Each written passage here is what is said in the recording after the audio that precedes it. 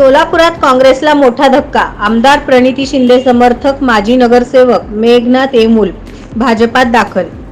सोलापूर शहरात काँग्रेस पक्षाला मोठा धक्का बसला असून पद्मशाली समाजातील काँग्रेस पक्षाचे माजी नगरसेवक तथा आमदार प्रणिती शिंदे यांचे समर्थक मेघनाथ येमूल यांनी भाजप प्रदेशाध्यक्ष चंद्रशेखर बावनकुळे यांच्या प्रमुख उपस्थितीत आपल्या असंख्य कार्यकर्त्यांचा भाजपात प्रवेश केला।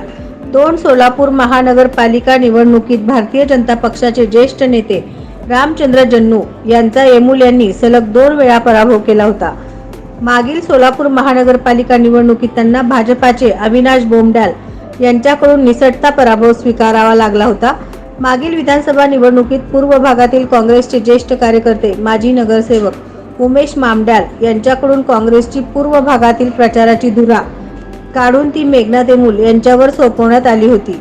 मेघनाथ येमूल यांच्या भारतीय जनता पक्षात भाजप प्रवेशामुळे पूर्व भागात भारतीय जनता पक्ष मजबूत झाल्याचे मानण्यात येत आहे।